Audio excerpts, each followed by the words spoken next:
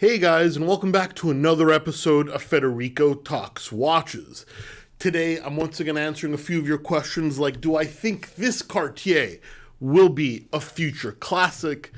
And Tissot PRX, do they hold value or can you get one at a deep discount?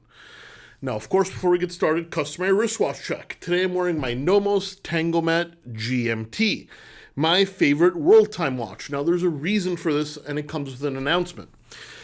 You guys know I just came back from a trip. Well, tomorrow I actually start another trip. I'm going for just over a week to Asia, to a few of the watch shows and some dealer meetings.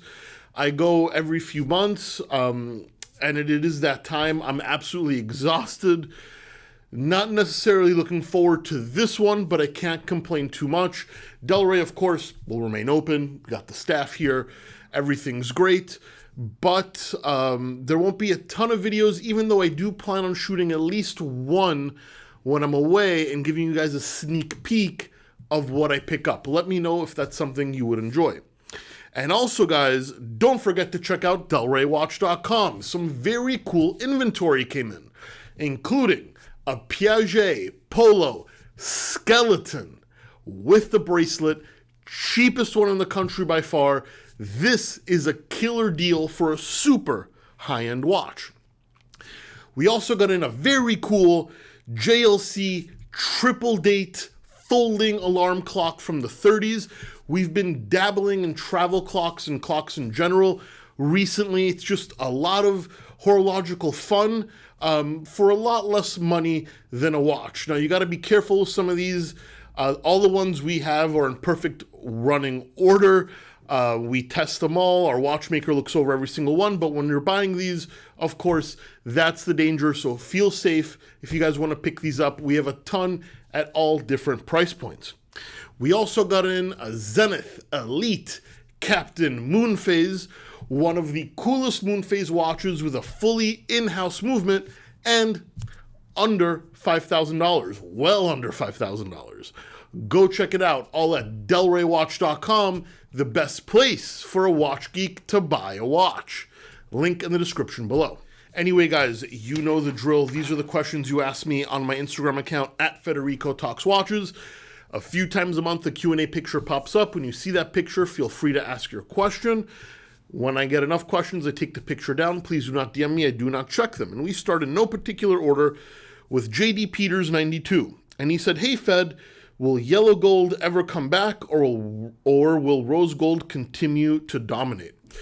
Well, yellow gold was very, very popular like in the early 90s and before.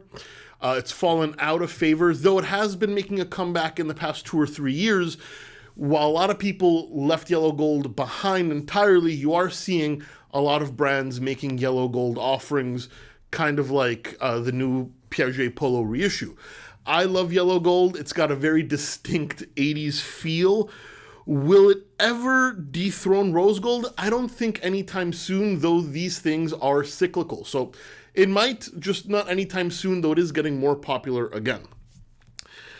Red Meat Pete it seems like Tissot will have too many PRXs for it to hold more than 50% of its retail price. What do you think? Well, Pete, you're 100% right. The PRX is a bulk produced model. They are going to make as many as they can sell and even more. And then when it's oversaturated, they are going to discount them. Tissot is a good watch brand. I own a PRX. I love my PRX, but this is not a collectible model. It's not a prestige model. It's not a model that's supposed to hold any sort of value at all.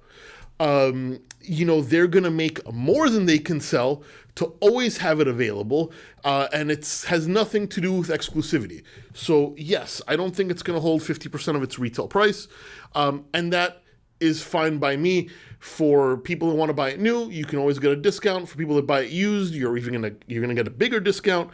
But yeah, this is the furthest thing from an investment in the watch world that is possible. Mikey B767. Fed, hope you're well, love your videos. Thank you, Mikey. What is your opinion on the discontinued Calibre de Cartier? So this is a model that I have a personal connection with and is very near and dear to my heart. This model first came out when I started working at Cartier, I think during my second year.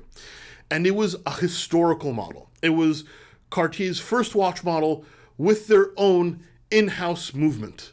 Back then, a woman by the name of Carole Forestier-Casapi ran Cartier's watchmaking division. She's no longer there, but that's when Cartier started doing the high horology stuff and all the in-house stuff. Every Cartier watch now has an in-house movement is derived by the original movement that was first put in the Calibre de Cartier. In fact, the watch Calibre de Cartier means movement of Cartier. Yes, this model, I mean, it was very popular when it came out. Now it's a little overlooked. In fact, you can usually get them under $4,000 a lot of times. But historically speaking, this was a landmark model for Cartier. And for different reasons. Cartier usually makes landmarks in design. Well, this was a landmark in their movement history. So what is my opinion? I absolutely love it, and it's always going to be in Cartier history. Jimmy Page 2018. Hey Fed, longtime viewer from Poland. Thanks, Jimmy. Simple question. Porsche or Ferrari? Or Porsche or Ferrari? As someone who has been very lucky enough to have owned both a 911 Targa GTS and an older California, I can say it's not an easy question to answer. My head says Porsche, my heart says Ferrari. The Porsche was faster, easier to maintain, more reliable, and overall a better car. And while the 911 is always going to be better than a California, the California just had the passion, it had the sound. It was a rawer driving experience. I would take the Ferrari any day of the week. That's just me. And then we have Raoul V92. Pelagos or Black Bay 58? Well, I like the Black Bay 58. It's a very handsome model. Pelagos all day long. Super tough titanium, that fantastic buckle system that extends, and overall one of the best tool watches ever made. Go for the Pelagos. Anyway, guys, that's it for today. Please give this video a thumbs up if you enjoyed it. It really does help. Don't forget to subscribe so you don't miss any more content. And of course, I'll catch you in the next one. Take care.